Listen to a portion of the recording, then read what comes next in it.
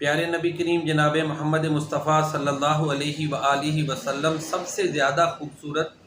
اور سب سے زیادہ حسین تھے۔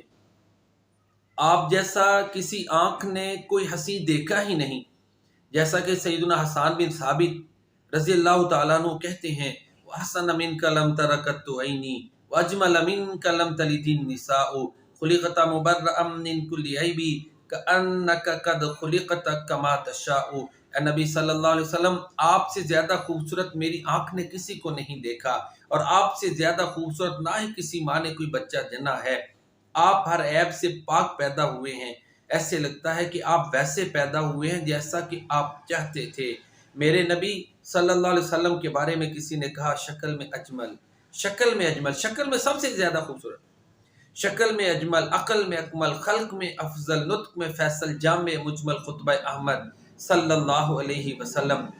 معبد خزائیہ، اس کے خیمے کے پاس سے نبی کریم صلی اللہ علیہ وسلم گزرے نا،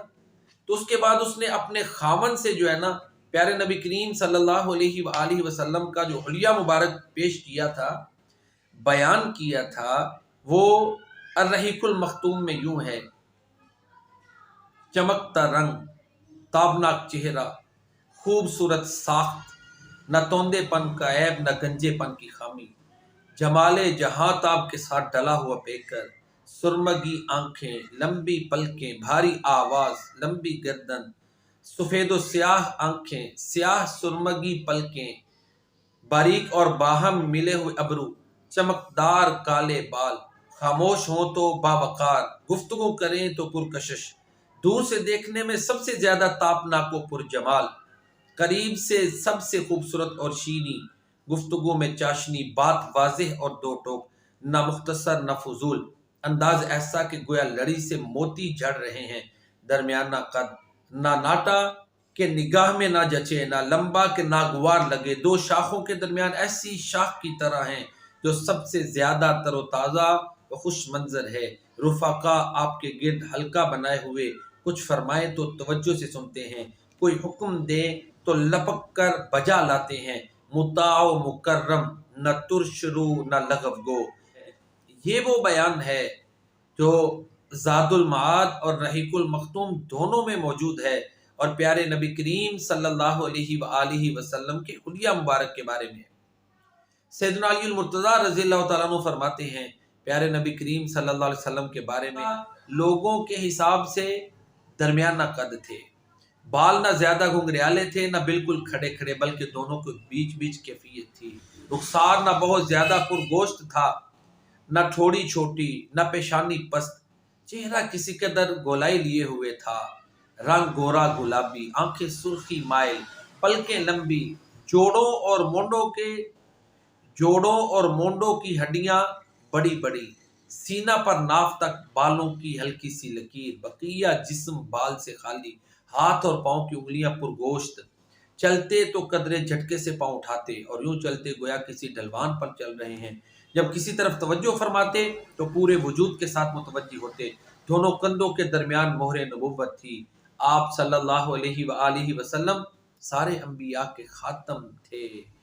سب سے زیادہ سخی دست اور سب سے بڑھ کر جرت مند، سب سے زیادہ صادق اللہجہ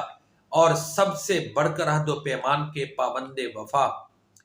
سب سے زیادہ نرم دل، نرم طبیعت اور سب سے زیادہ شریف ساتھی، جو آپ صلی اللہ علیہ وسلم کو اچانک دیکھتا ہیبت زدہ ہو جاتا، جو جان پہچان کے ساتھ ملتا محبوب رکھتا۔ آپ کا وصف بیان کرنے والا یہی کہہ سکتا ہے کہ میں نے آپ سے پہلے اور آپ صلی اللہ علیہ وسلم کے بعد آپ جیسا نہیں دیکھا۔ حضرت برا رضی اللہ تعالیٰ عنہ پیارے نبی کریم صلی اللہ علیہ وسلم کا حلیہ مبارک بیان کرتے ہوئے کہتے ہیں آپ صلی اللہ علیہ وسلم کا پیکر درمیانی تھا، دونوں کندھوں کے درمیان دوری تھی، بال دونوں کانوں کی لو تک پہنچتے تھے، میں نے آپ صلی اللہ علیہ وسلم کو سرخ جوڑا زیب تن کیے ہوئے دیکھا، کبھی کوئی چیز آپ صلی اللہ علیہ وآلہ وسلم سے زیادہ خوبصورت نہ دیکھی۔ ربی بنت معوذ کہتی ہیں کہ اگر تم حضور صلی اللہ علیہ وسلم کو دیکھتے تو لگتا کہ تم نے طلوع ہوتے ہوئے سورج کو دیکھا ہے۔ سیدنا کعب بن مالک پیارے نبی کریم صلی اللہ علیہ وآلہ وسلم کا حلیہ مبارک بیان کرتے ہوئے کہتے ہیں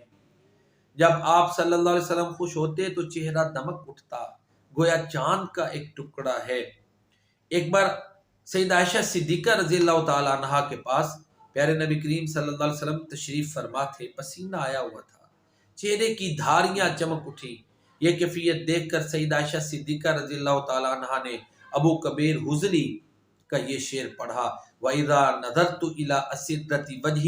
بَرَقَتْ كَبَرْقِ الْعَارِضِ الْمُتَحَلِّلِ، جب ان کے چہرے کی دھاریاں دیکھوں تو وجود چمکتی ہیں جیسے روشن بادل چمک رہا ہو۔ آپ صلی اللہ علیہ وسلم جب غضبناک ہوتے تو چہرہ سرخ ہو جاتا، گویا دونوں رخساروں میں دانہ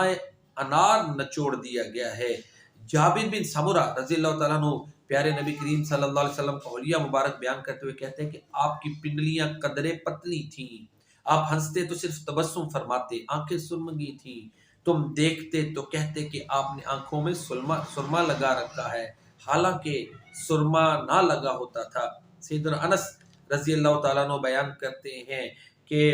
میں نے کوئی حریر و دیبا نہیں چھوا جو رسول اللہ صلی اللہ علیہ وآلہ وسلم کی ہتھیلی سے زیادہ نرم ہو، اور نہ کبھی کوئی عنبر یا مشک یا کوئی ایسی خوشبو سونگی جو رسول اللہ صلی اللہ علیہ وآلہ وسلم کی خوشبو سے بہتر ہو۔ سیدنا ابو حذیفہ رضی اللہ تعالیٰ عنہ پیارے نبی کریم صلی اللہ علیہ وسلم کے بارے میں کہتے ہیں، یہ ہمارے نبی کا حسن اور جمال ہے، یہ ہمارے نبی کا حلیہ مبارک ہے، یہ ہمارے نبی کی وہ خصوصیات ہیں جو اللہ تعالیٰ نے آپ کو عطا فرمائی۔ ابو حذیفہ رضی اللہ تعالیٰ عنہ کہتے ہیں کہ میں نے آپ کا ہاتھ اپنے چہرے پر رکھا تو برف سے زیادہ ٹھنڈا اور مشک سے زیادہ خوشبودار تھا۔ سیدنا انس رضی اللہ تعالیٰ عنہ بیان کرتے ہیں کہ آپ کا پسینہ گویا موتی ہوتا تھا۔ ام سلیم کہتی ہیں یہ پسینہ ہی سب سے عمدہ خوشبو ہوا کرتی تھی۔ سیدنا جابر رضی اللہ تعالیٰ عنہ پیارے نبی کریم صلی اللہ علیہ وسلم کا حلیہ مبارک بیان کرتے ہوئے کہتے ہیں آپ کسی راستے سے تشریف لے جاتے اور آپ کے بعد کوئی اور گزرتا تو آپ کے جسم یا پسینہ کی خوشبو کی وجہ سے جان جاتا کہ آپ یہاں سے تشریف لے گئے ہیں۔ یہ میرے پیارے نبی صلی اللہ علیہ وسلم کا مختصر حلیہ مبارک ہے جو اقوال صحابہ کی روشنی میں آپ کے سامنے پیش کیا ہے۔ اور پھر وہی جو شروع میں نے اشعار پڑھے آخر میں وہی پڑھوں گا، وَأَحْسَنَ مِنْكَ لَمْ تَرَكَتْ عَيْنِي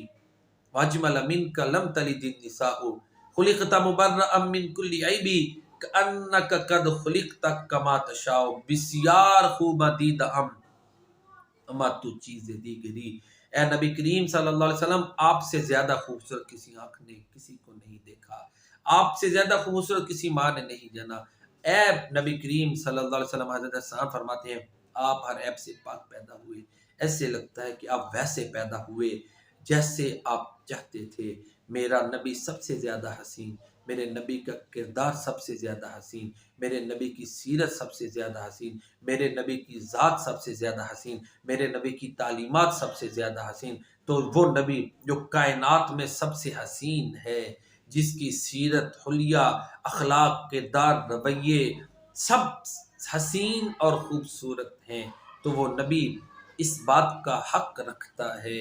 کہ ما آتاکم الرسول فخذوہ وما نہاکم عنہ فانتہوا، جو چیز وہ دے اس کو لے لیں، اس کو پکڑنا، اس پر عمل لازم ہے، جس چیز سے وہ روکیں اس سے رک جائیں، اسی میں ہماری نجات ہے۔